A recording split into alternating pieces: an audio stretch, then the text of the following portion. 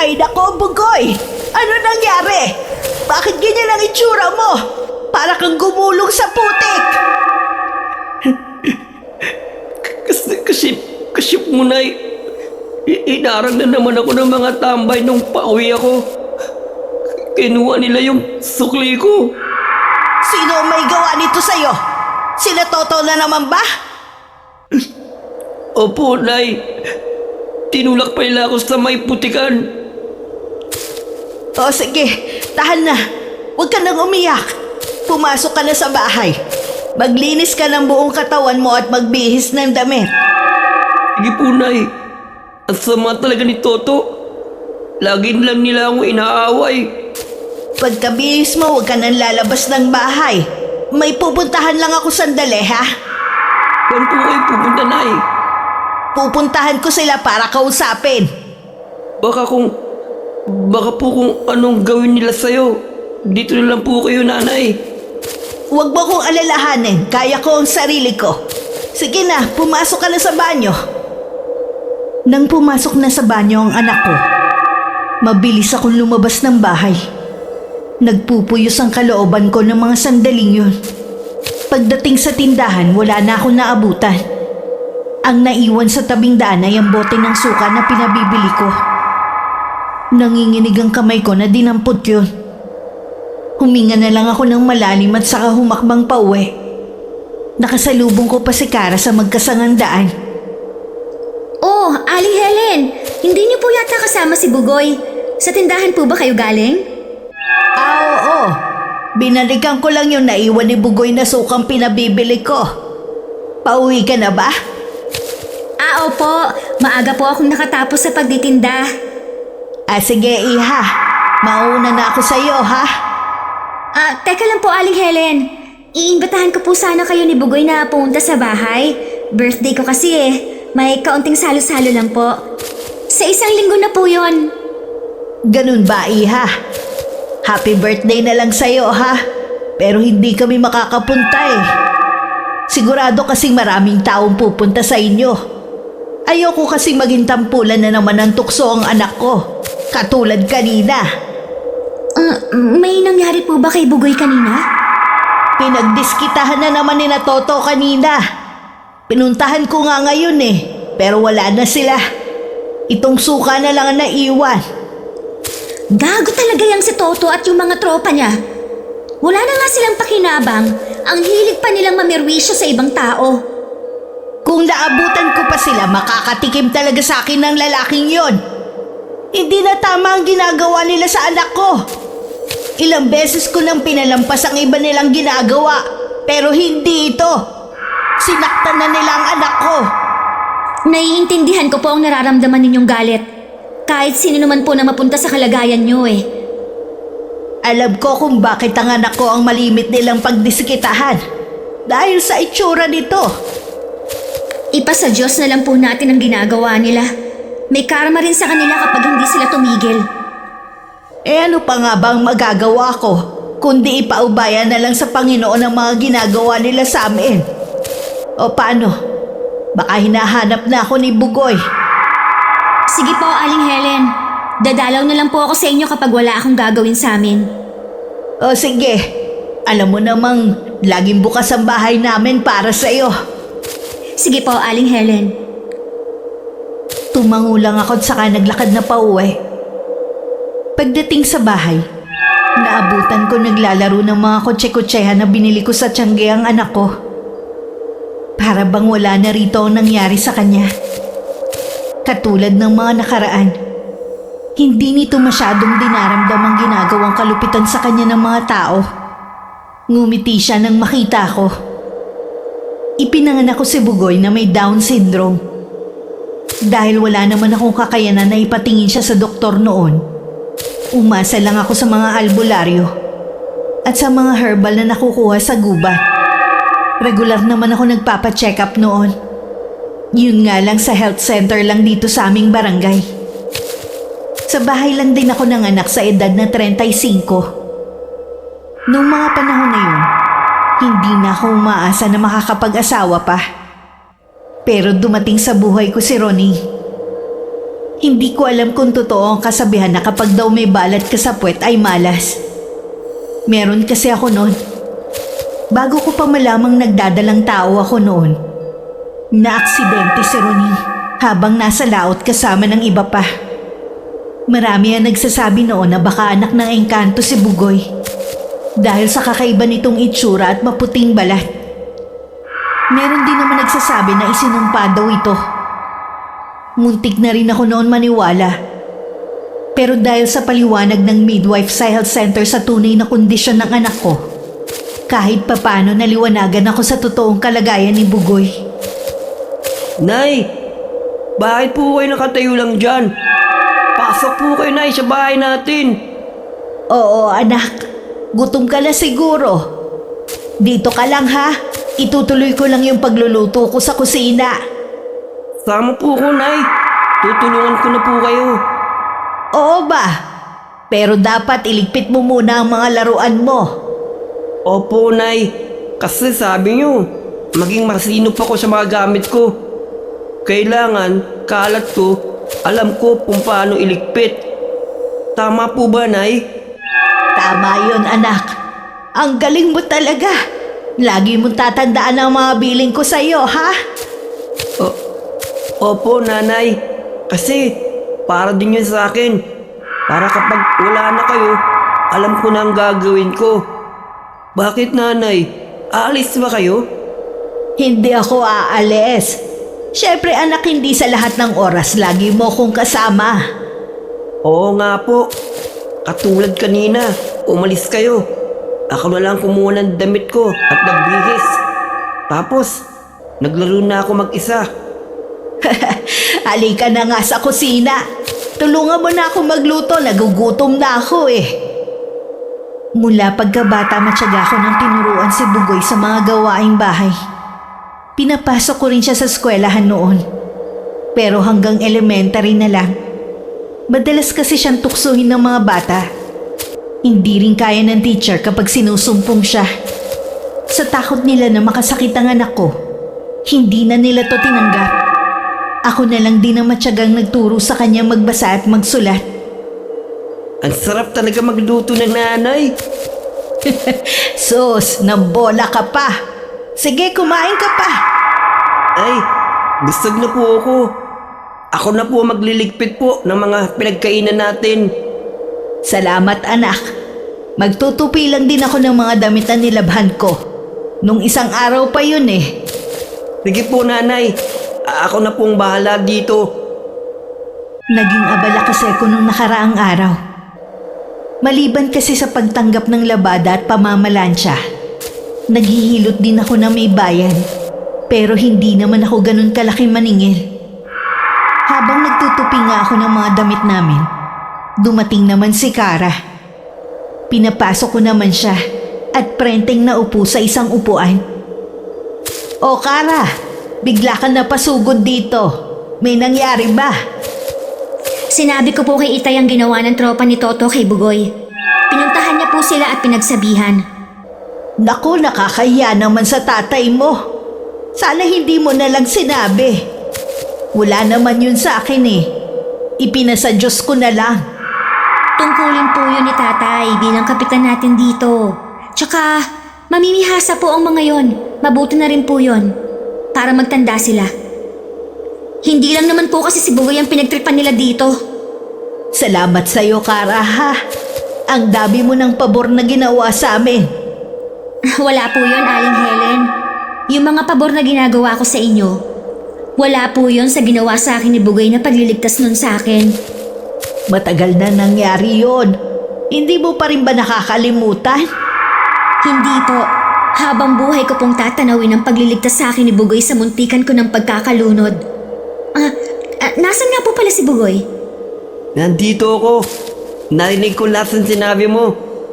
Alam mo, Kara, maghugas ako ng plato. Di ba ang galing ko?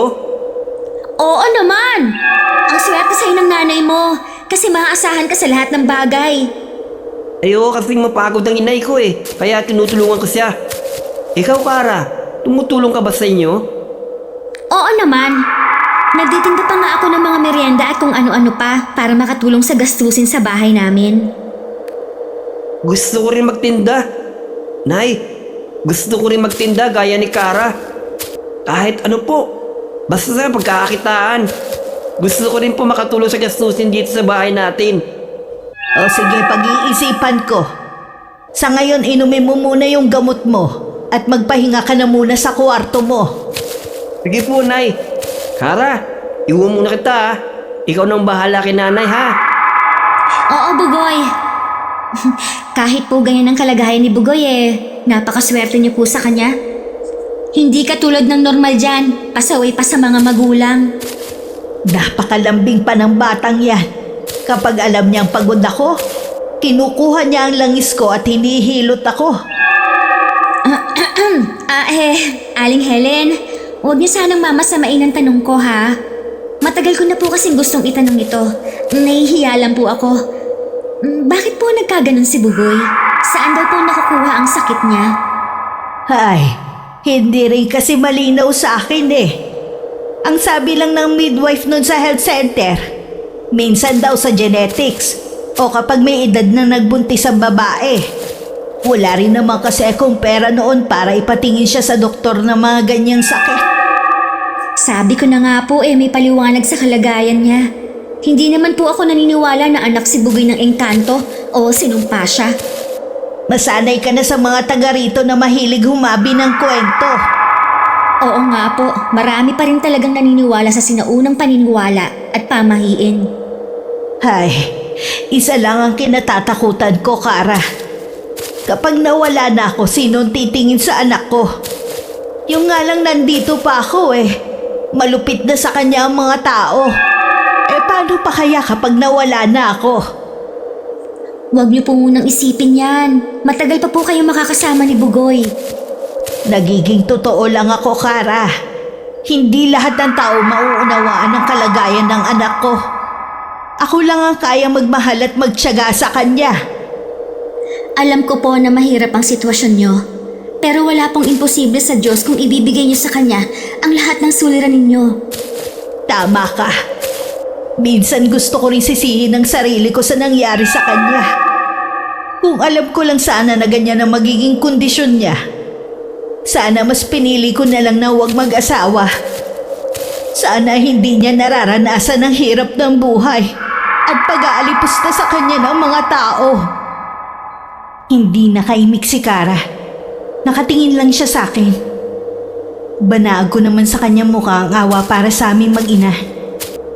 Araw ng Martes, may kailangan akong hilutin sa kabilang sityo. Medyo may kalayuan rin yun. Ayoko sanang pumunta dahil siguradong matatagalan ako sa pag-uwi. Pero sa akin lang kasi hiyang yung batang kailangan kong hilutin. Naaawa naman ako dahil ilang araw na raw dinadalahid ng ubo. Kaya naman napilitan na akong pumayag. Medyo galante rin kasi magbigay ang mga magulang nito. Nagbilin lang ako kay Bugoy na huwag siyang lalabas ng bahay. Pero nga dahil sa may pagkaisip bata, hindi rin ito sinunod ang bilin ko. Lumabas siya ng bahay at nagpunta sa tindahan para bumili ng candy. Nagkataon namang parating si Toto at mga tropa nito. Pinagdiskitahan na naman nila ang anak ko. Sa pagkakataon yun, binugbog nila ito ng husto. Hanggang mapahandusay na lang sa lupa. Mabuti na lamang dumating si Kara at tinawat sila. Talaga bang hindi kayo marunong maawa sa tao? Ano bang nagawa sa inyo ni Bugoy? Bakit niyo siya pinagtitripan? Gago yan Pati ikaw, Kara. Alam mo pinagsabihan kami ng tatay mo, ha? Akala mo kung sino siya. Tama lang na pagsabihan kayo. Wala na kayong ginawa kundi saktan si Bugoy. Bakit ba pinagtatanggol mo pa yung abnormal na yan, ha? Ano ba pinakain yun sa'yo, ha? Mas abnormal ka pa kay Bugoy. Kahit isip bata siya, mas maaasahan pa siya kesa sa inyo. Maaasahan daw. Baka ka mo pabigat sa buhay. Kayo ang pabigat sa buhay. Titayakin ko na makakarating to kay tatay. Sige, magsumbong ka. At mananagot na naman sa akin ang abnoy mong kaibigan. Huwag mo akong takutin, Toto. Hindi kita tinatakot. Sinasabi ko lang ang pwede mangyari dyan sa kaibigan mo. Oras na saktan niyo ulit si Bugoy. Ang tatay ko nang makakalaban ninyo. Sa tingin mo kaya matatakot mo pa kami? Eh bakit ka nang gagalaitin nung sinumbong kita sa tatay ko? Dahil pinahiya niya ako sa harapan ng nobya ko. Doon ba naman kami pinagsabihan? Alam mo kung sinong matino? Tatay ko nga hindi ako pinapagalitan sa harap ng maraming tao. Tatay mo lang nakagawa nun nang dahil pa sa abnoy na yan. Ibig sabihin gumaganti ka, kaya niyo binugbog si Bugoy. Mga katulad lang ba niya ang kaya niyo, ha? Lahat ng kumakalaban sa amin, tinuturuan namin ng leksyon. Kaya ikaw, mag-iingat ka na. Kahit babae ka, pumapatol kami sa babae. Nagtatawanan pa ang mga to habang palayo sa dalawa. Tinulungan ng makatayo ni Kara ang anak ko at saka inuwi sa bahay. Agad naman hinanap ni Kara ang mga gamot sa bahay namin. Sa kanyang paghahanap, isang baol ang kanyang nabuksan. Nung una nagulat pa siya sa mga nakita niya. Pero sa huli nagpatay mali siya na lang siya. Nakita naman niya agad ang gamot sa kahon ng sapatos. Gagamutin na kita, Bugoy, para hindi na maimpeksyon ang sugat mo. Bakit nila ako lagi inaaway? May ibang tao talaga ang masama, Bugoy. Hindi lahat ng makikilala mo ay mabait. Wala naman akong ginagawang masama sa kanila eh. Alam ko naman yun eh. Kaya nga pinagalitan ko sila kanina, di ba? Iwasan mo na lang sila hanggat maaari. Baka pagalitan ako ni inay. Bili niya kasi sa akin, huwag akong lalabas ng bahay. Nagdili naman pala ang inay mo eh. Bakit kasi lumabas ka pa? Tingnan mo tuloy ang nangyari sa'yo. Bibili kasi ako ng candy. Sa susunod, dadalhan na lang kita ng maraming candy para hindi ka nalalabas kapag wala si Aling Helen. Talaga, Kara? Bibilan mo ako ng marami? Gusto ko ganitong candy oh. Oo, ganyan. At iba't ibang klase. Sige, gamutin mo na ako. Para mamaya pagdating ni nanay, magaling na ako. Hindi na siya magagalit kasi hindi niya makikita may sugat ako. Kailangan pa rin natin sabihin sa nanay mo ang nangyari, Bugoy. Baka magalit siya kay Toto. Nasaan nga pala ang nanay mo? May labada ba siya ngayon? Wala. Meron lang siyang hinihilot sa ibang baryo. Ah, ganun ba? Maliban doon, may iba pa bang ginagawa ang nanay mo? Namamalansa at naglalaba. Oo nga, baka yun lang ang alam mo. Sige, gagamutin na muna kita. Hindi na rin muna ako aalis hanggat wala si Aling Helen. Bakit ang bait mo sa amin? Mabait din naman kasi kayo ni Aling Helen. At saka, magkakaibigan tayo, di ba? Oo, Kara. Kaibigan ka namin ni nanay. Ah, may itatanong ako sa'yo, Bugoy. Yun bang laman ng baul na yon? Ginagamit ng nanay mo?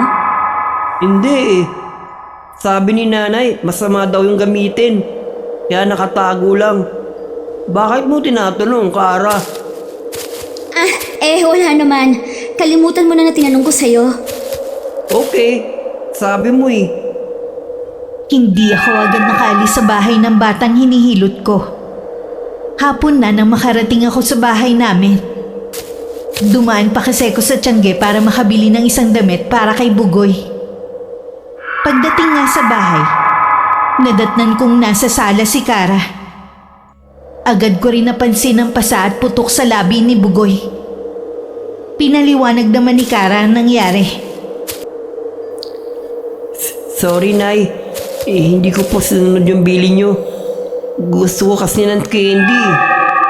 Wala kang kasalanan, anak. Hindi mo kailangan humingi ng sorry sa akin. Sila itong may malaking atraso sa'yo. Pinagsabihan ko rin nga po sina Toto. Sabi ko, isusumbong ko sila kay tatay. Hanggat kaya ko magtitimpi ako sa kanila. Huwag lang nilang sagarin ang pasensya ko. Baka pagsisihan nila ang mga ginagawa nila.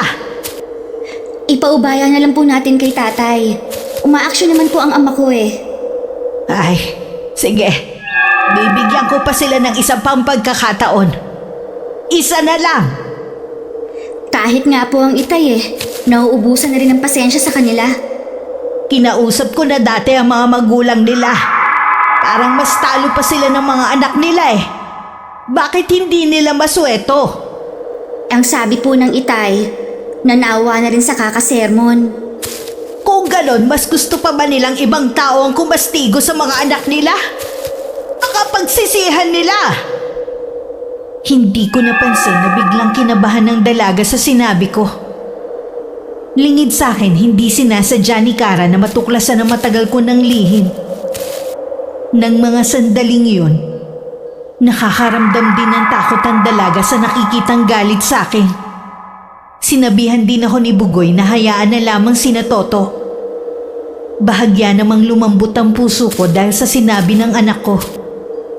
Sa kabila ng pagmamalupit ng mga taong yun sa kanya, parang baliwala lang dito ang mga ginawa nila. Napakabilis lang magpatawad ng anak ko. Pero hindi ako. Hindi pa pala kita napapasalamatan sa ginawa mong pag-aasikaso sa anak ko, Kara. Maraming salamat ha. Lagi kang nandyan. Wala po yon, Aling Helen. Pero mas maigi po siguro kung hindi nalalabas ng bahay si Bugoy. Baka pumapahamak na naman siya Napag-isip-isip ko nga na isama na lang siya kapag aalis ako ng bahay. Hindi na rin kasi ko mapalagay kung maiiwan siya rito. Kung hindi nga alam po, abala rin ako minsan Sasamahan ko po siya palagi. Masyado nang abala yon, Iha. Tsaka ayoko na pag-isipan ka ng hindi maganda ng mga tao sa pagtulong mo sa amin. Isa nga rin po yun sa inaalala ko. Alam niyo naman ang mga tao dito sa atin. Paano po? Uuwi na ako. Hinintay ko lang po talaga kayo. O sige, mag-iingat ka sa pag-uwi mo, ha? Tinanaw ko pa si Kara habang naglalakad dito palayo. Tsaka lang ako pumasok sa loob ng bahay nang marinig kong tinatawag ako ni Bugoy. Samantala, habang pauwi ang dalaga sa kanila, bigla namang humarang si Toto. May kailangan ka ba sa akin? Bakit ba gano'n na lang ang pagmamalasakit mo sa abnoy na yun? Tigilan mo nang ang kakatawag mo na abnoy kay Bugoy. May tawag sa kondisyon niya. Oo na, sige na, Bugoy na. Pwede bang huwag ka na magsumbong sa tatay mo? Lagot na naman ako sa mga magulang ko nito Takot ka naman palang isumbong. Ayaw mo pang magtino. Ayaw mo bang baguhin ang sarili mo, ha? Nandito lang ako para pakiusapan ka. Hindi para makinig sa sermon mo. Nagmamalasakit lang ako sa'yo. Baka pagsisihan ni Jong ginagawa ninyo kay Bugoy. Ano ibig mo sabihin? Kung naniniwala ka sa karma, yun na yun. Huwag mong sabihin hindi kita binalaan. Alam kong meron ka pang nalalaman. Sabihin mo na kung ano yun. Wala na. Basta, makinig ka na lang sa akin. Alam mo, kung hindi ko alam na may nobyo ka, iisipin ko na may gusto ka sa Bugoy na yun Ganyan ba talaga kadumi ang utak mo, ha? Oh, bakit galit ka? Kaibigan ko lang ang mag-ina. Huwag mong bigyan ng mali siya ang pagmamalasakit ko sa kanila. Kasi kami, pinalaki ng mga magulang namin kung paano makipagkapwa-tao. Ikaw, hindi ko alam kung anong itinuro sa'yo. Ang sama kasi na ugali mo. Kung makapagsalita ka, akala mo sobrang tinu mo naman. Hindi ko sinabing matino ako. May mali rin ako nagagawa. Pero ikaw, sobrang sama na ng ginagawa mo kay Bugoy. Para ang tatay mo magsalita. Huwag mong sabihin na susunod ka sa yapak niya. Kung hindi ka makikinig sa akin, bahala ka na. Huwag mo na aksayahin pa ang oras ko. Napapakamot na lang sa ulo na sinundan ng tingin ni Toto ang dalaga. Batid kasi ni Kara na pwede niyang ikapahamak kung meron pa siyang sasabihin. Yun lang din ang magagawa niya para mailigtas ang lalaki sa kapahamakan. Pagdating sa kanila, naisip niyang ilihim na lang sa sarili ang kanyang natuklasan. Nang mga sumunod na araw, lagi ko na lang sinasama si Bugoy sa mga lakad ko. Mabuti na lang ayos lang nakasama ko siya sa bahay kung saan ako naglalaba at namamalansya. Mababait naman kasi ang mga amo ko. Nang araw na yun masama ang pakiramdam ko. Pero itinuloy ko pa rin ang paglalaba ko. Kaya pagdating sa bahay, Si Bugoy na lang ang nag-asikaso sa bahay at nagluto ng hapunan namin. Nay, kumain na po muna kayo.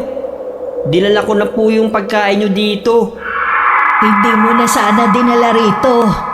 Doon na lang sana ako sa kusina kakain para sabay tayo. Hindi na po, nanay.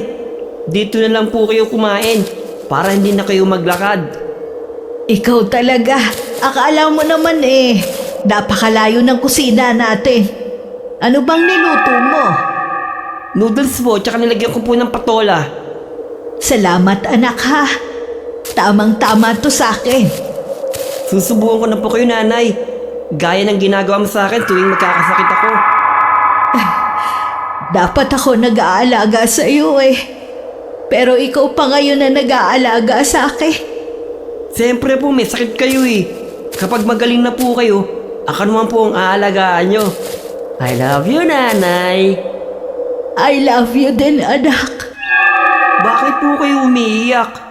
May masakit po sa inyo? Siguro ulo ninyo. Hihilutin ko po kayo mamaya pagkatapos nyo kumain. Hindi masakit ang ulo ko. Pero sige, hilutin mo pa rin para masarap ang tulog ko mamaya. Huwag na po kayong umiyak, nay. Nandito lang ako. Aalagaan ko kayo, ha? Oo anak. Ay, hindi ako natatakot na mawala sa mundong ito. Ang kinatatakutan ko, maiwan ka mag-isa. Sa kabila ng babala ni Kara kay Toto, masama pa rin ang plano nito sa aking anak. Naghahanap lang siya ng magandang tiyempo kung paano ipapahamak si Bugoy. Noon pa mainit na ang dugo niya sa anak ko.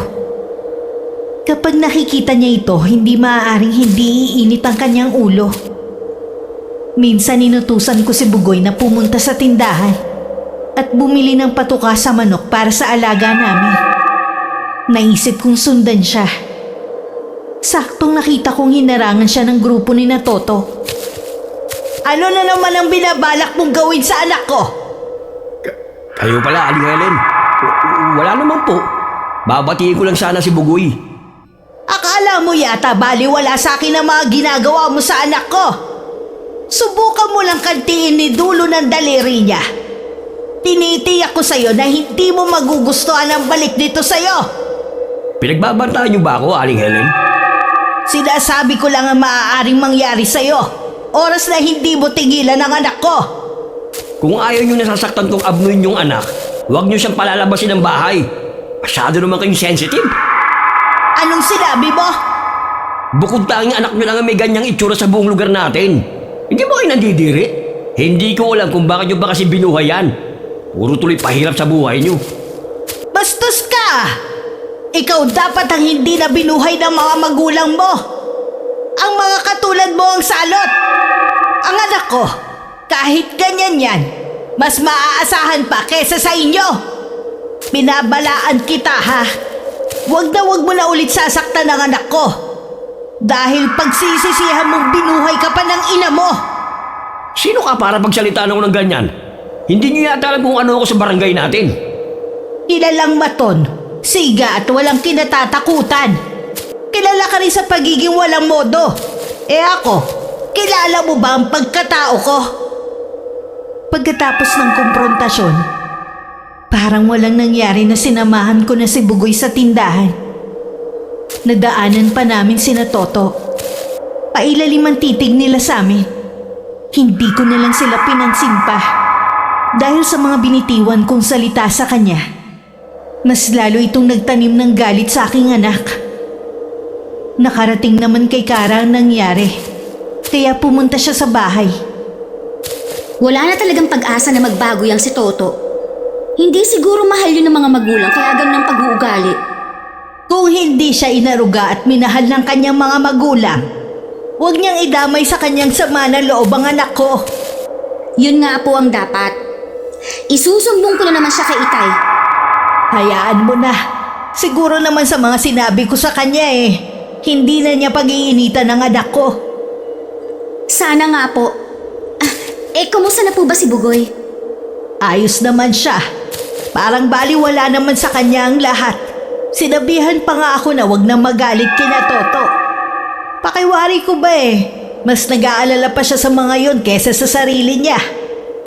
Ang bait po talaga ni Bugoy. Sana lahat ng tao katulad niya na mabuti ang kalooban. Kung pwede nga lang sana magkatotoo ang sinabi mong yan. Pero imposible.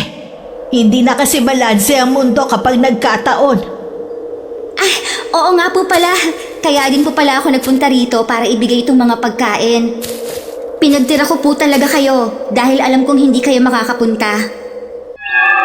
Ay, oo nga pala. Birthday mo kahapon. Pasensya ka na, Iha, ha? Wala akong regalo sa'yo. Ayos lang po yun. Hinahanap nga kayo ni na Itay. Sinabi ko na lang yung dahilan nyo. Naiintindihan naman po niya kayo eh. Pero sana daw, huwag nyo nang ilayo si Bugoy sa mga tao. Madali lang kasing sabihin yan. Pero mahirap sa akin bilang ina. Kung nasasaktan ang anak ko dahil sa ibang tao, mas doble ang sakit na nararamdaman ko tuwing nasasaktan siya. Naiintindihan ko po kayo, Aling Helen. Sino ba namang ina ang gusto na ikulong ang anak sa loob ng bahay? Pero wala akong pagpipilian eh. Kailangan kami ang makisama sa mga tao. Kahit nga po ako, ipinapaliwanag ko sa kanila ang totoong kalagayan ni Bugoy. Pero sadya nga pong sarado ang isip ng ibang tao para maunawaan ang kalagayan nito. Hayaan mo na lang sila, Iha. Huwag mo na lang silang pag-aksayahan ng oras mo. Hindi po ako magsasawa na ipaliwanag sa kanila ang tunay na kondisyon ni Bugoy. Kung alam lang nila kung gaano kabait at kalambing ni Bugoy, hindi sila mangingilig sa kanya. Akala kasi nila mananakit siya. Hindi nila alam si Bugoy ang laging napagtitripan. Hindi ko rin kasi sila masisisi na kulang sa kaalaman. Ako nga hindi rin sapat ang kaalaman ko pagdating sa kondisyon ng anak ko. Ang mahalaga naman po, na ipapadaman niyo kay Bugoy ang pag-aalaga at pagmamahal niyo. Sapat na po yun. Naging maayos naman ang mga sumunod na araw sa aming mag-ina.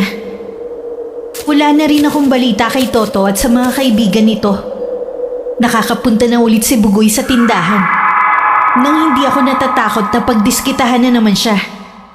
Sa kabila nun may kaba pa rin ako sa dibdib ko. Na hindi ko maipaliwanag. Bugoy, tuwing lumalabas ka ba ng bahay, hindi mo napapansin si na Toto? Matagal ko na siya hindi nakikita, Nay. Ganun ba? Baka nga nagbago na sila. Pero kung sakali mang makita mo sila sa labas, umiwas ka na lang ha. O di kaya umuwi ka na dito sa bahay. Opo, Nanay.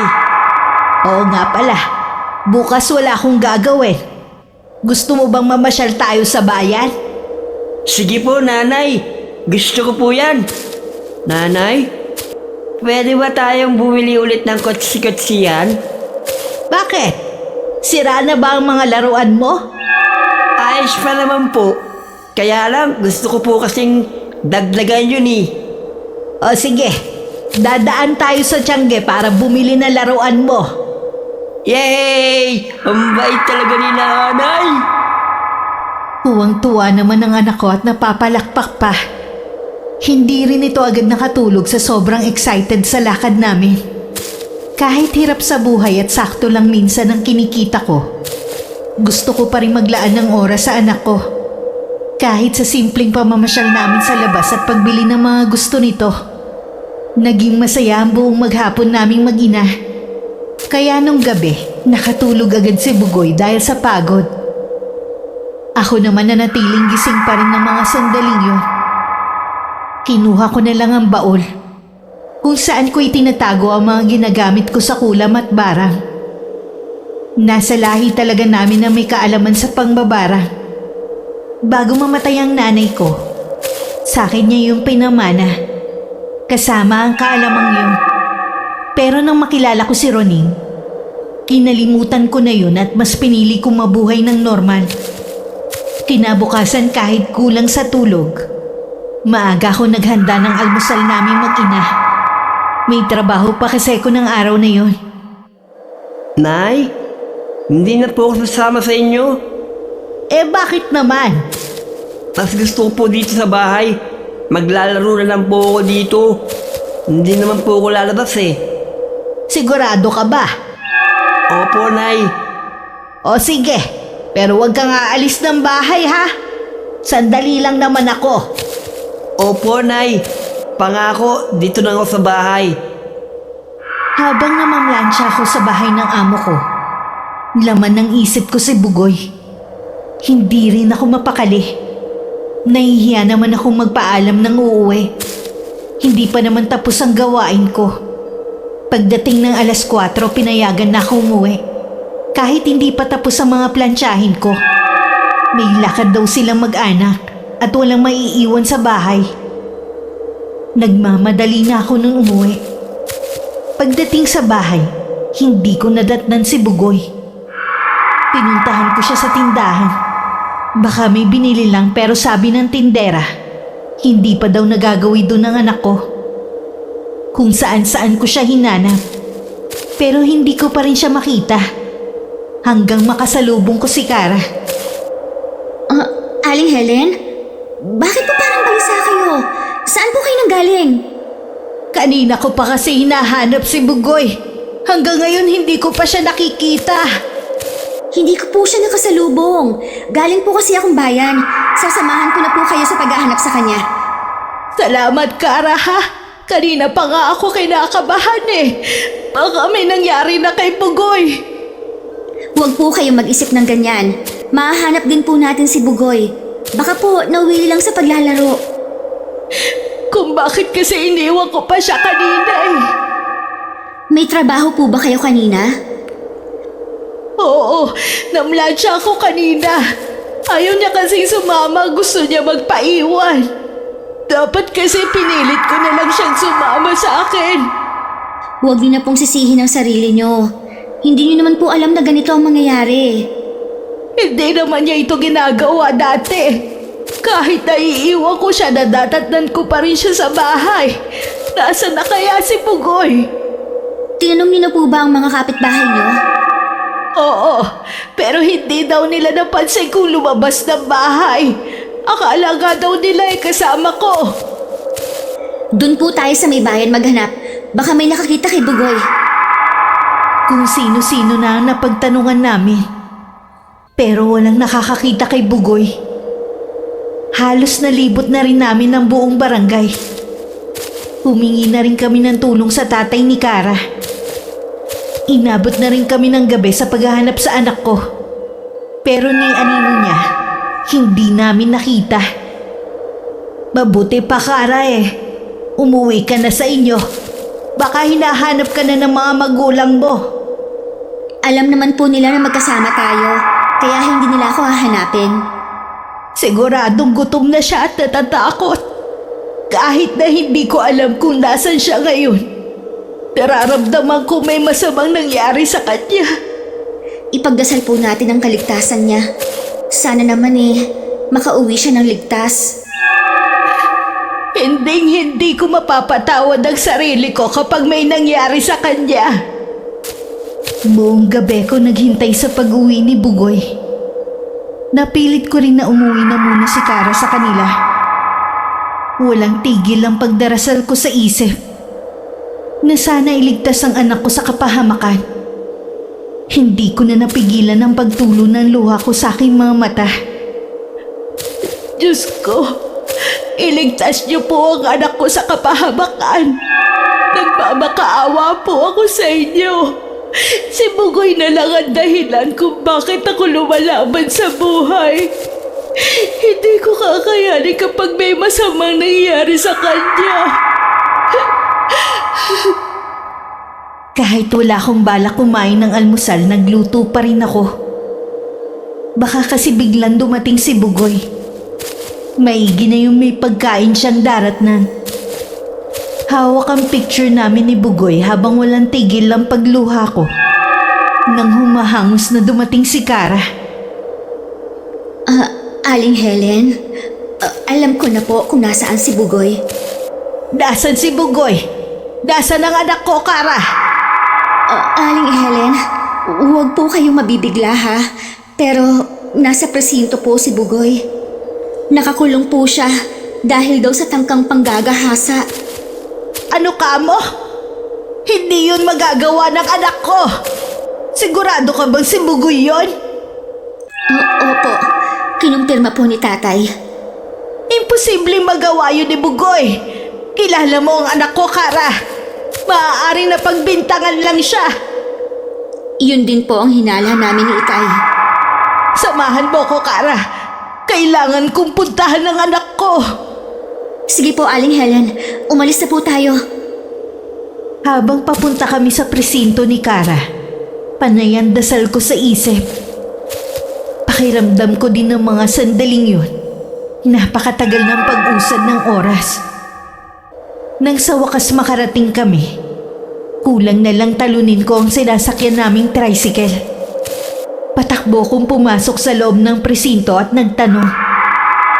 Agad naman akong sinamahan ng isang pulis sa kulungan.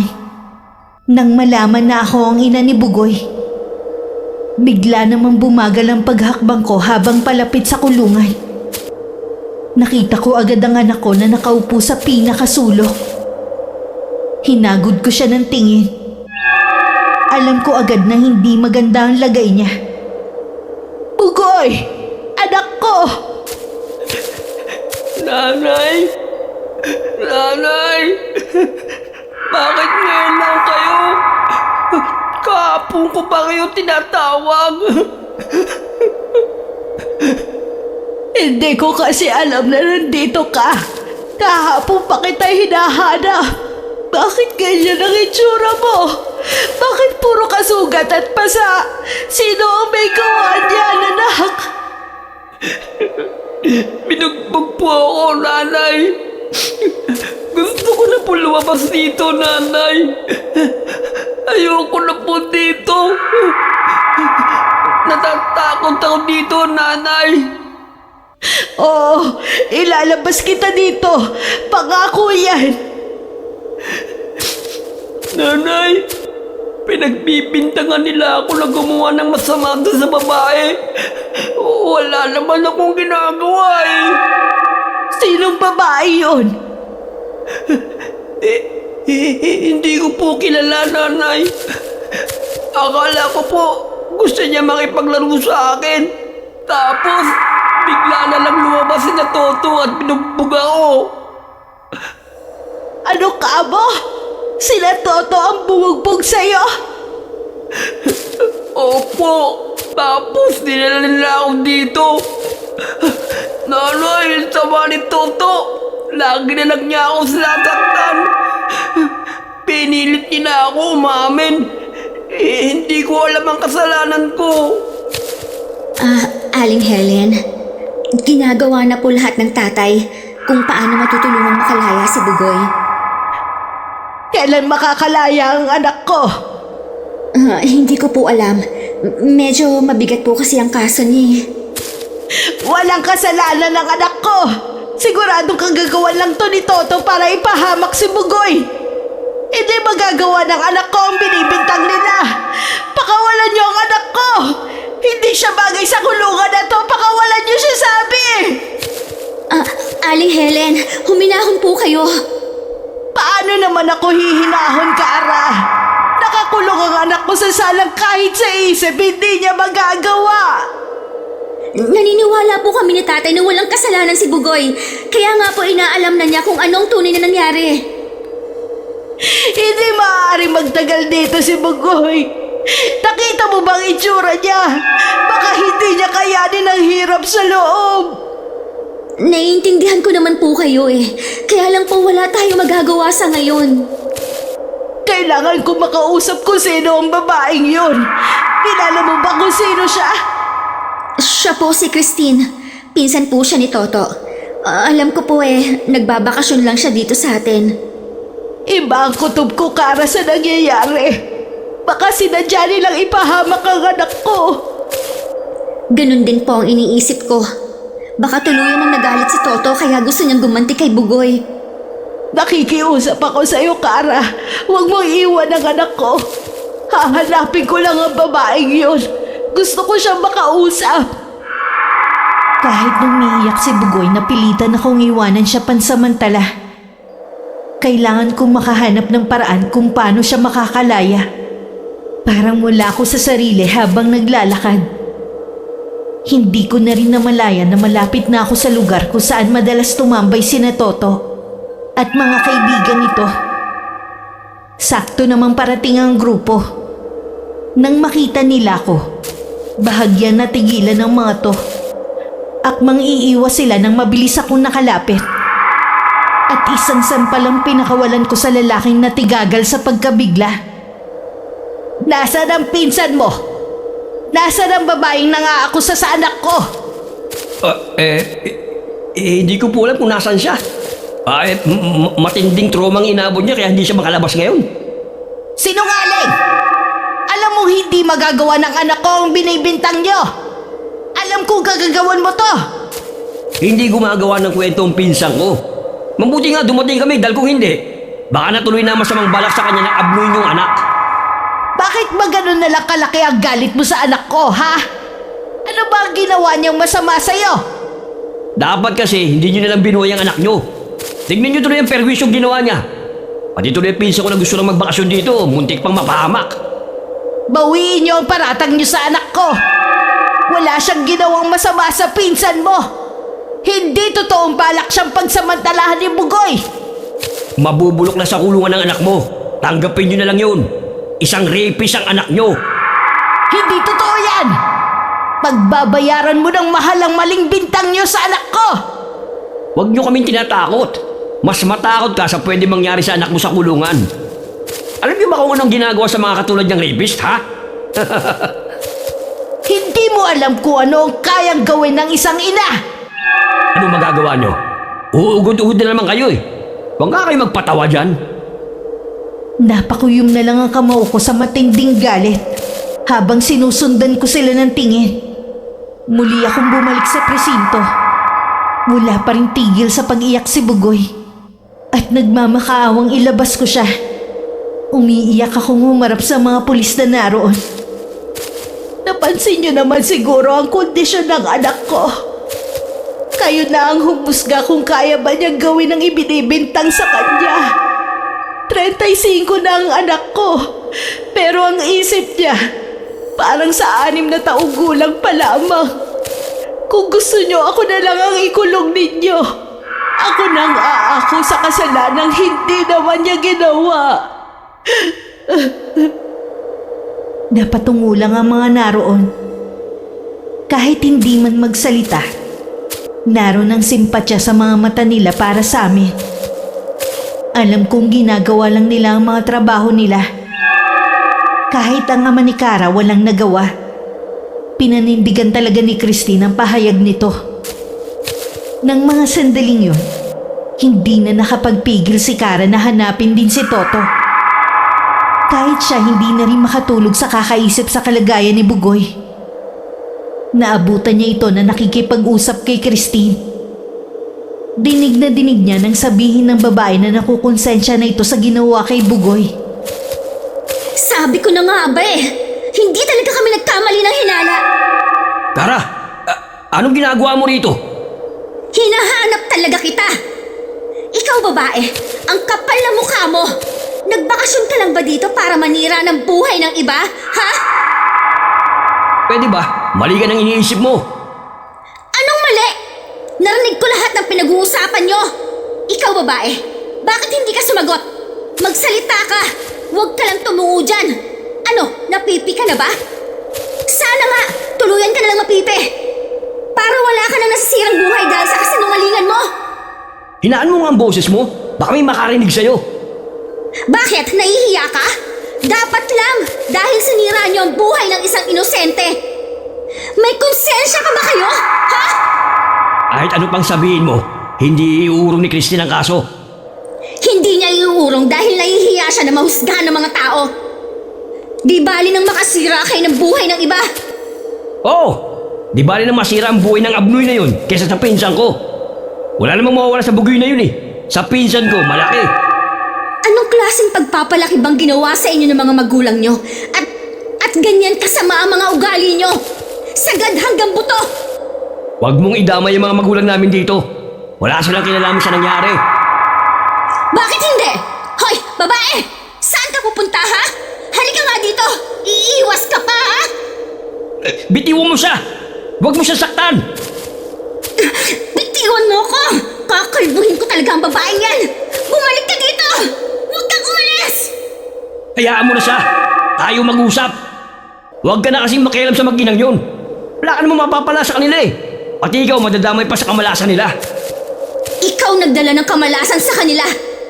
Mabuti silang mag-ina! Wala silang inaagrabyado ng ibang tao, hindi katulad mo! Normal nga ang pag-iisip. Pero masahol naman sa isang may sira sa ulo! Ha? Akala mo ba masasaktan ako sa mga sinasabi mo? Hindi, oy! Tingnan natin. Mabait pa sa lagay na yun si Aling Helen. Pero sa pagkakataong ito, sinagad nyo na siya! Ang mabuti pa, umuwi ka na. Kahit magsumbong ka pa sa tatay mo, wala rin siyang magagawa. Tingnan natin kung hanggang saan yung yabang mo. Pati pinsan mo, idinamay mo pa. Ano ba ang kayang gawin ng isang matandang uugod-ugod na? Hindi lang siya matanda. Isa siyang ina na kayang gawin ng lahat para sa anak niya. Hintayin niyo ang ganti ng isang ina. Nagpupuyos pa rin ang kalooban ni Kara na umuwi sa kanila. Kinuha rin niya sa bulsa ng suot na palda ang panyong nahablot niya sa leeg ni Christine kanina. Samantala, halos hindi na bitiwan ni Bugoy ang kamay ko. Kailangan ko na kasing umuwi dahil tapos na ang dalaw. Nanay! Huwag po kayong umalis! Babalik na lang ulit ako bukas, ha? Dadalhan kita ulit ng masarap na pagkain. At saka yung mga kutse-kutsehan mo. Ayoko po nun! Ikaw ang gusto ko, nanay! Huwag po akong iwan!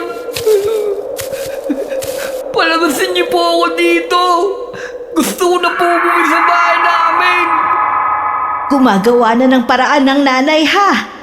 Pangako ko sa iyo, uuwi na tayo. Gusto ko ngayon na! Nay! Huwag po akong iwan! Kahit nasa labas na ako, dinig ko pa din ang malakas na pagpalahaw ni Bugoy. Parang paulit-ulit na lang na dinudurog ang puso ko sa eksenang yun.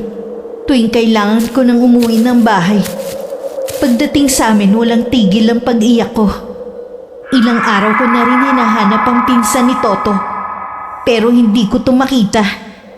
Mukhang nagtatago na ito. Inaayos ko ang mga laruan ni Bugoy nang dumating si Kara. Aling Helen, kumusta na po si Bugoy? Umiiyak pa rin siya tuwing uuwi ako dito sa bahay. May maganda po akong balita sa inyo. Baka po palayain na rin sa mga susunod na araw si Bugoy. Talaga ba?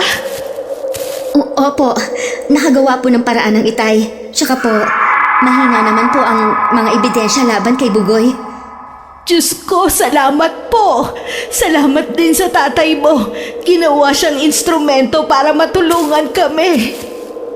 Konting tiis na lang po at makakasama niyo na rin si Bugoy. Alam mo bang palagi kong iniisip na sana masamang panaginip lang ang nangyayari sa amin? Na sana paggising ko kasama ko pa si Bugoy at wala siya sa lugar na yun. Salamat, matatapos na rin ang bangungot na to sa amin. May kailangan din po kayong malaman. Ano yun, Iha? Narinig ko po mismo kina Toto at Christine na planado nila ang ginawa nila kay Bugoy. Sinasabi ko na nga ba? Sadya po yata may mga ganong klase ng tao. Gusto nilang gantihan si Bugoy dahil lagi silang napapahiya tuwing pinagsasabihan sila ng itay. Maniningil ako balang araw sa ginawa nilang to. May ibibigay din po ako sa inyo. Panyo po ito ni Christine. Nakuha ko po sa kanya ito nung araw na nahuli ko silang nag-uusap. Hindi ko alam kung bakit yung binigay sa akin ni Kara. Pakiwari ko ba meron siyang nalalaman sa iniingatan kong lihim? Nang makaalis ang dalaga, kinuha ko ang baol na pinaglalagyan ng mga gamit sa pangungulam. Doon ko na rin nilagay ang panyo na ibinigay sa akin ni Kara. Kinabukasan kasama ko si Kara para dalawin sana ang anak ko. Pero yun din pala ang araw na makakalaya siya. Abot hanggang langit ang pasasalamat ko sa ama ni Kara. Dahil siya ang tumulong sa aming mag-ina. Pero mula nun, malaki na ang pinagbago ng pag-uugali ni Bugoy. May gusto ka bang kainin, anak? Sabihin mo at ipagluluto kita. Ayoko po, Nay. Mas gusto ko po dito lang sa kwarto. Ilang araw ka na nagkukulong dito eh. Halika sa labas. Sasamahan kitang magpaaraw. Ayoko po, Nay. Baka mamaya dumating si na Toto, bubugbugin na naman nila ako. Hindi na yun mangyayari, anak. Hindi ko nahahayaan na saktan ka ng kahit sino. Natatakot po ako. Baka mamaya balik na naman nila ako sa kulungan. Dito lang ako magtatago. Bugoy, saan ka pupunta? Dito ako sa cabinet natin magtatago. Huwag niyo po akong ituturo, Nay, ha? Walang kukuha sa'yo dito sa bahay natin. Lumabas ka na dyan. Baka mamaya hindi ka makahinga dyan. Huwag po kayong makulit.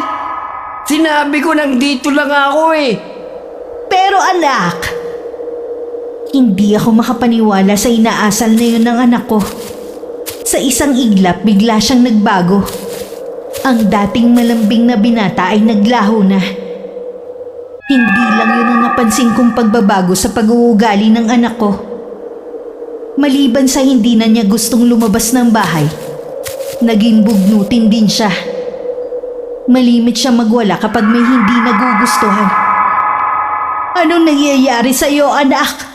Bakit ka umiiyak? Hindi ko po nagawa ng tama ang sinasabi niyo eh. Natapo ko yung tubig na balde. Ayos lang yun, anak. Ako na lang ang gagawa niyan. Hindi, ayoko na. Pugoy, huwag mong pinapalo ang ulo mo. Ano ba nangyayari sa'yo? Nay, nainis na po ako. Lagi ko nandidinig sa ulo ko na sinasabi sa akin ni Toto na abduin daw ako. Hindi yan totoo, anak. Kalimutan mo na ang mga sinabi nila sa'yo. Mula ngayon, hindi ka na nila masasaktan pa. Magtiwala ka lang sa akin, ha? Opo, Nanay. Huwag niyo na ako iiwan kahit kailan, ha? Ang mabuti pa magpahinga ka na lang muna. O sige, ganito. Kakantahan kita para makatulog ka, ha?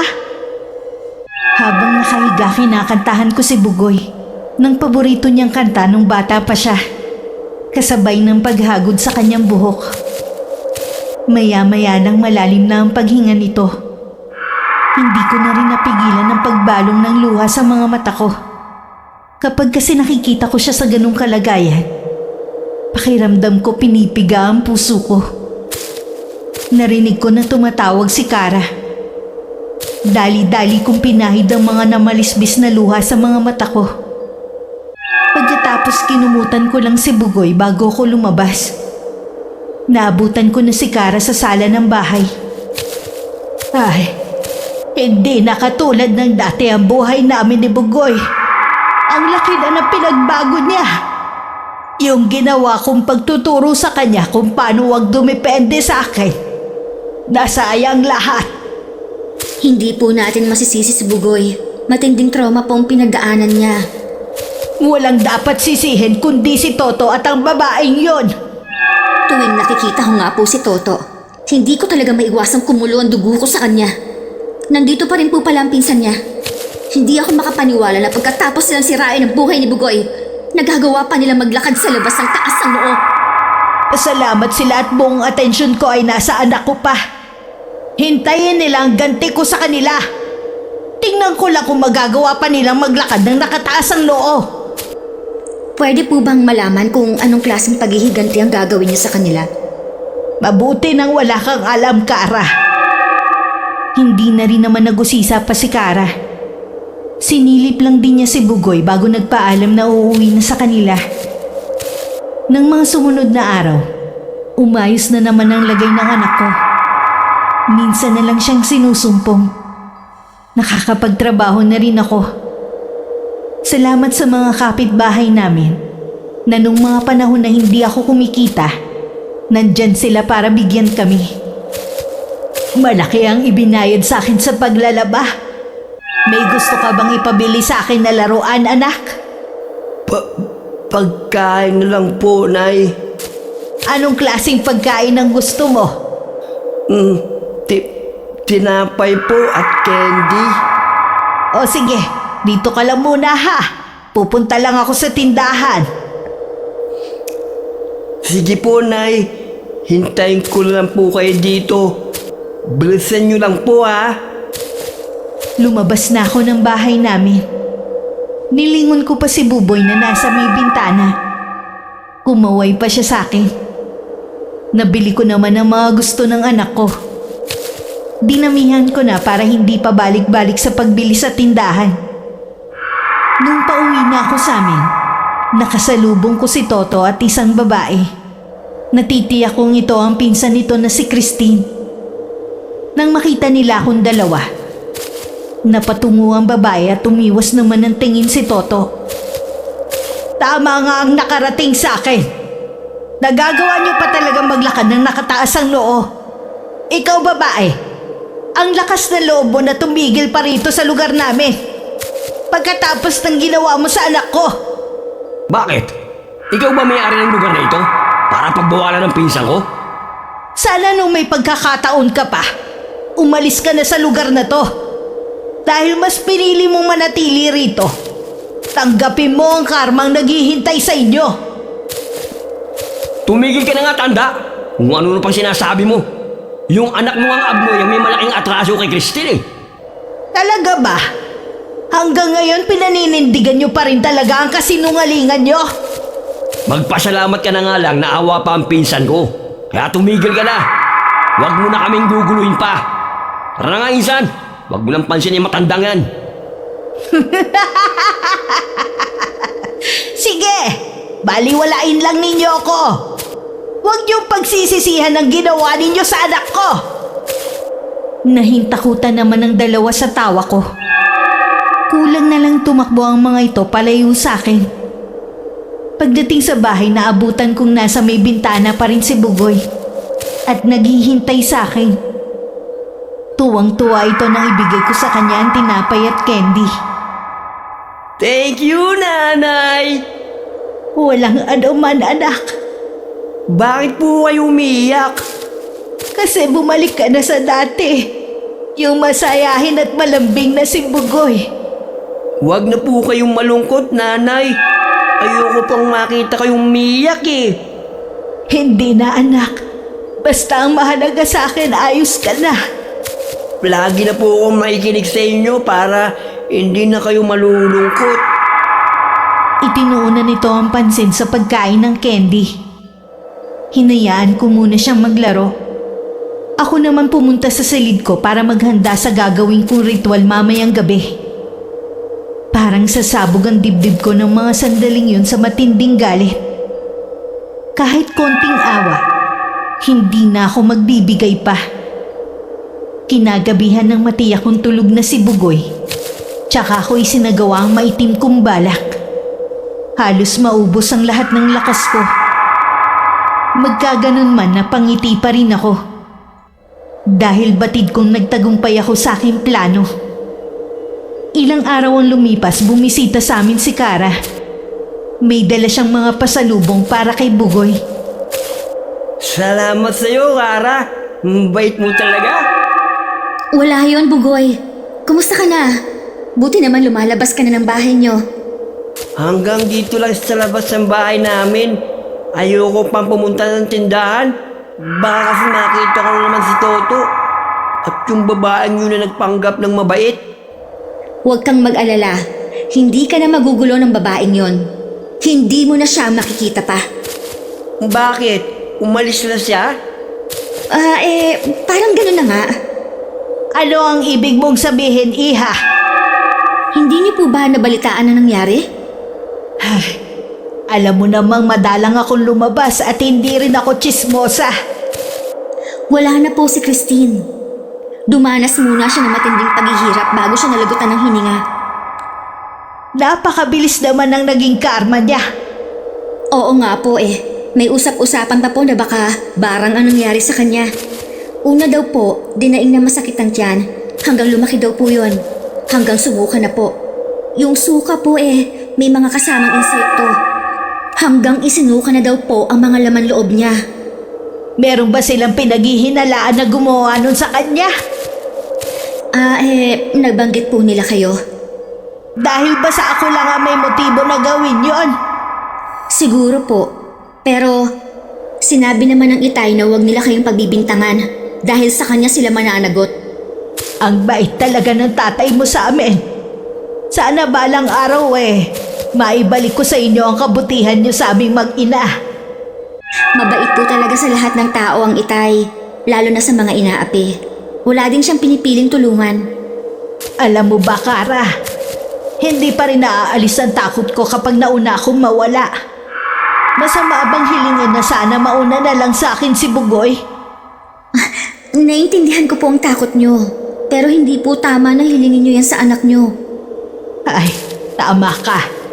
Masyado lang ako nadadala ng nararamdaman kong takot. Iwasan nyo lang po mag-isip ng mga bagay na nagpapabigat ng kalooban nyo. Ang mahalaga naman po magkasama na kayo ni Bugoy. Hindi ko lang kasi maiwasan na mag-isip ng negatibo. Siguro dahil sa mga pinagdaanan namin ni Bugoy nitong mga nakaraan. Nagtagal pa sa amin si Kara. Dahil sa dalaga kahit papano nararanasan ko kung ano ang pakiramdam na may anak na babae. Nung nagpaalam na ito, niyakap ko pa siya. Nang makauwi sa kanila, hindi inaasahan ng dalaga na kanina pa naghihintay si Toto sa kanya. Ara, mabuti naman nandito ka na. Kanina pa ako naghihintay sa'yo eh. Paalis na nga sana ako. Aakala ko si mamaya ka pa. Galing ako kina Aling Helen. Sinabi nga ng nanay mo. Ano bang kailangan mo sa akin? Siguro naman nabalita mo na nangyari sa pinsan ko. Marami nagsasabi na binarang siya eh. Baka naman may sakit ang pinsan mo. Hindi nyo lang naagapan. Naniniwala ako na barang ang ikinamatay niya. Walang sakit ang pinsan ko nung pumunta siya rito. Sino naman ang gagawa nun? Isa pa, wala namang mambabarang sa lugar natin. Baka naman doon sa lugar nila. Naniniwala ako na taga rito ang gumawa nun sa kanya. Meron ka bang pinaghihinalaan? Sino ba bang gagawa nun? Di yung mag-inang yun. Teka nga lang muna. Ano na naman ba ito, ha? Mangkukulam si Aling Helen. Sigurado ako. Siya ang pumatay kay Christine. Ngayon, malino na sa akin ang mga binibitiwan niyang salita nun. Maghunos dili ka nga sa mga sinasabi mo. Hindi yan magagawa ni Aling Helen. Sana noon pa kung totoo nga ang sinasabi mo. Mag-isip ka nga. Malakas ang kutob ko na may tinatagong matandang yun. Maniwala ka sa akin. Matagal na namin kilala ang mag-ina. Lalo na ng mga magulang ko. Buhay pa noon si Mang Roning. Siya ang asawa ni Aling Helen. Maraming nakakakilala sa mag-ina. Mabuti silang mga tao. Kabaliktaran ng pagkakakilala sa'yo ng mga taga rito. Oo na. Ako na ang masama. Tiyak na ako nang isusunod niya. Huwag ka nga sumigaw sa bahay namin. Wala ka talagang modo, ano? Tulungan mo ako, Kara. Ayoko pang mamatay. Walang masamang mangyayari sa'yo. Umuwi ka na at magpahinga ka. Magdasal ka rin. Yan lang ang makakasalba sa'yo kung totoo man ang sinasabi mo. Mula nung nangyari kay Christine, hindi na ako mapakali. Ipakiramdam ko, laging may mga matang nakatingin sa akin. Lalo na kapag gabi. Binabagabag ka na ng konsensya mo. Dahil alam mo may ginawa kang hindi maganda sa kapwa mo. Anong gagawin ko? Gusto ko ng pagsisila ang ginawa ko. Ang maipapayo ko lang sa'yo, humingi ka ng kapatawaran sa ginawa mo sa mag-ina, lalo na kay Bugoy. Hindi ko gagawin yan. Ano ko, tanga? Tignan mo ang ginawa nila kay Christine. Hanggat hindi bukal sa loob mong pagsisisi, habang buhay kang hindi patatahimikin ang konsensya mo. Wala na akong magagawa kung ganyang katigas ang puso mo. Umuwi ka na sa inyo. at pag-isipan mo mga sinabi ko. Kara naman! Eh ayaw mong makinig sa sinasabi ko eh. Wala naman akong alam na pangontra sa sinasabi mong barang. Sa mga magulang mo ikaw humingi ng tulong. Laylay ang balikat na umalis si Toto. Habang pauwi sa kanila, bigla niyang naisip ang sinabi ni Kara. Kahit kinakabahan nagtungo pa rin siya sa bahay namin. Naabutan niyang naglalaro si Bugoy sa labas ng bahay. Nang makita siya ng aking anak, napasigaw ito kaya dali-dali akong lumabas mula sa likod ng bahay namin. Anong ginagawa mo rito? Wala po akong gagawing masama. Bugoy, relax ka lang. Kung wala kang masamang balak, anong ginagawa mo rito? May gusto lang po akong malaman. Sabihin mo na kung anong gusto mo para makaalis ka na. Kayo po ba ang bumarang kay Christine? Magsabi kayo ng totoo. Ang lakas ng loob mo na magpunta rito. Tapos tatanungin mo ko tungkol sa nangyari sa pinsan mo. Walang ibang may motibo kundi kayo. Malaking galit nyo sa amin dahil sa ginawa namin kay Bugoy. Kulang pa ang nangyari sa kanya sa ginawa niyo sa anak ko. Kung ganun tama ako, isa kayong mangkukulam. Mangkukulam kayo. Sige! Ipagsigawan mo pa! Ipangalandakan mo sa lahat ng tao! Sa tingin mo kaya may maniniwala sa'yo? Ang pamilya ko naniniwala sa akin. Wala akong pakialam! Hindi ka rin naman nila matutulungan. Umalis ka na kung ayaw mo mapabilis ang pagpaparusa ko sa'yo! Balak mo rin pala akong patayin kagaya ni Christine. Dahil ikaw ang pasimuno, mas matinding paghihirap ang dadanasin mo! Mas matindi sa pinsan mo! Maawa po kayo sa akin. Marami pa akong gustong gawin. Plano ko na rin magbago alang-alang sa pamilya ko. Huli na para sa pagbabagong sinasabi mo. Sana bago niyo sirain ang buhay ng anak ko, nag-isip muna kayo ng 1,000 beses. Nakikiusap po ako sa inyo. Kung kinakailangan, luluhod ako sa harapan nyo. Lahat gagawin ko. Huwag nyo lang akong patayin. Walang kapatawaran ang ginawa niyo. Binigyan ko na kayo noon ng pagkakataon. Pero sinayang mo. Aling Helen, Bugoy, nagmamakaawa po ako sa inyo. Habang nakaluhod at nakatungo si Toto, inakay ko na si Bugoy na pumasok na kami sa loob ng bahay. Iniwan na namin si Toto na patuloy na tumatangi sa labas. Nagtataka naman ang mga kapitbahay namin. Dahil nakita nila ang lalaki na nakaluhod habang merong sinasabi. Naiiling na lang sila sa pag-aakalang nasisiraan na ito ng bait. Nay, bakit hindi niyo po pinatawad si Toto? Nagsisisi na po siya. Paulit-ulit na lang kasi ang ginagawa niyang kasamaan sa iyo. Kaya hindi ko na siya mapapatawad pa. Kawawa naman po siya. Umiyak pa rin siya hanggang ngayon eh. Hayaan mo lang siya. Aalis din yan mamaya. Huwag mo na siyang pakinggan pa. Doon ka na lang muna sa kwarto mo. Nay, alam ko po galit kayo kay Toto dahil sa ginawa niya sa akin. Pero hindi ba sabi niyo po matuto tayo magpatawad sa mga nagkakasala sa atin? Oo, anak. Itinuro ko nga pala yun sa iyo. Sige, para sa iyo, pinapatawad ko na si Toto. Salamat po, Nay. Ang bait niyo talaga. Sinabi ko lang yun para tumigil na si Bugoy. Pero kahit kailan hindi ko mapapatawad ang ginawa nila sa anak ko. Pagkatapos ng araw na yun, isinagawa ko na rin ang ritual na tatapos sa buhay ni Toto. Bago may masamang nangyari dito, nagawa pa nitong makipagkita kay Kara. Totoo ngang hinala ko kay Aling Helen. Anong ibig mong sabihin? Halos inamin na rin niya sa akin. Ako na ang isusunod niya. Imbis na tumawa ka na parang baliw, bakit hindi ka humingi ng kapatawaran sa kanila? Huli na para dyan. Kitang-kita kong matinding galit kay Aling Helen. Alam ko na yun. Hindi niya ako mapapatawad. subukan mo pa rin humanap ng solusyon sa problema mo. May palagay akong alam mong tungkol sa pagkatao ni Aling Helen. Umamin ka. Alam mo, di ba? Oo, alam ko. Aksidente ko lang yung natuklasan. Bakit hindi mo kaagad sinabi? Bakit ko naman gagawin yon, ha? Para ipahamak sila? Wala naman silang ginagawa sa'yo. Mas masahol ka pa sa matandang yun. Binalaan na kita noon, di ba? Pero hindi ka nakinig. Binalaan rin kayo ni Aling Helen.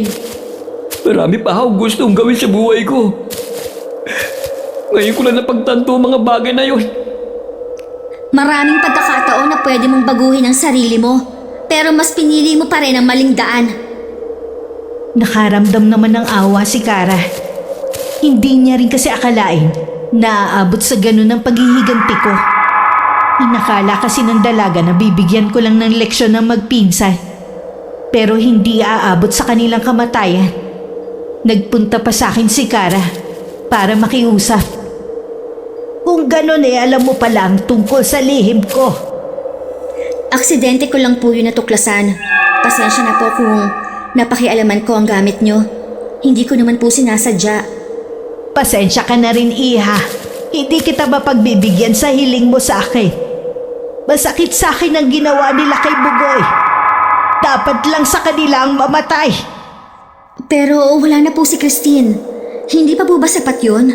Naghihirap na po si Toto. Hindi na siya matahimik. Kung pagsasamahin ang hirap na dinanas ni Bugoy at paghihirap ng kalooban ko, kulang pa ang naranasan nila. Ang sa akin lang naman po, kung mapagbibigyan nyo lang ako. Alam kong matindi ang pinagdaanan nyo ni Bugoy. Hindi ko lang po akalain na aabot sa kamatayan ng paghihiganti ninyo. Huling beses ko na itong gagawin. Hindi ko na rin gusto na mamuhay na puno ng galit ang puso ko. Alam ko po na sa huli ay mas mananaig pa rin ang kabutihan ninyo. Nabalitaan ko na lang sa kapitbahay namin ang sinapit ni Toto. Nabulok daw ang dila nito hanggang sa pamahayan ng langaw at itlugan. Sumabog di umano ang napakalaking tiyan nito na pinamahayan ng mga iba't ibang uri ng insekto. Hindi na rin ibinurol ang katawan nito dahil sa kabila na naembalsamo na ito, pinagkukumpulan pa rin ng mga langaw at may masangsang na amoy na lumalabas sa katawan nito. Mula nang mawala si Toto, tumino na ang mga kaibigan nito. Marahil natakot sa sinapit ng kaibigan nila. Naging tahimik na rin ang lugar namin. Imbitahin ko po sana kayo. Sana po ay wag niyo akong tanggihan. Ano ang okasyon, Iha? Dumating na po kasi ang nobyo ko at plano na namin magpakasal. Ganun ba? Binabati kita, Iha. Nasa tamang edad ka na rin naman para mag-asawa. Yun nga po ang sabi ng mga magulang ko. 28 na po ako. Gusto na rin nila magkaapo. Hangad ko ang kaligayahan mo, Iha. Asahan mo pupunta kami ni Bugoy. Pagkatapos po ng kasal ko, baka sumama na po ako sa mapapangasawa ko. Baka po madalang na akong umuwi dito sa atin. Ganun ba? Siguradong ikalulungkot yun ni Bugoy. Maging ako. Nasanay na kasi ko na lagi kang nandyan eh. Parang anak na ang turing ko sa iyo. Ako rin po, Aling Helen. Hindi ko na kayo itinuring na ibang tao. Basta kapag may pagkakataon ha, dalawin mo na lang kami rito. Opo, asahan niyo po yan. Pagkatapos nga ng kasal, hindi na namin nakita pa si Kara. Ang sabi ng ama nito masela ng pagbubuntis. Sa kabila ng mga nagawa kong kasalanan, umaasa pa rin akong pakikinggan ng Diyos ang aking mga dasal. Hindi para sa akin kundi para kay Kara at sa magiging anak nito. Habang malakas pa ako, patuloy ko pa rin tinuturuan si Bugoy kung paano mamuhay na hindi ko siya laging inaalalayan sa lahat ng bagay. Hindi ko alam kung parusa ba to sa akin ng Diyos dahil sa mga nagawa kong kasalanan o pinakinggan niya ang hiling ko noon na sana mauna sa akin si Bugoy. Makalipas kasi ng 2 taon, namatay ang anak ko sa dengue. Dahil malayo at wala akong sapat na pera, Hindi ko na siya naagapan pa. Nadala man siya sa ospital, hindi na rin nagawang isalba ng doktor ang buhay niya. Sa ngayon namumuhay na lang ako mag-isa. Wala ng takot at pangamba na maiiwan kong nag-iisa ang anak ko dahil nauna na siya sa akin. Tuwing napapatingin ako sa langit, hindi ko maiwasan na mapangiti. Kasi alam ko, hinihintay na ako ng aking anak. Wakas,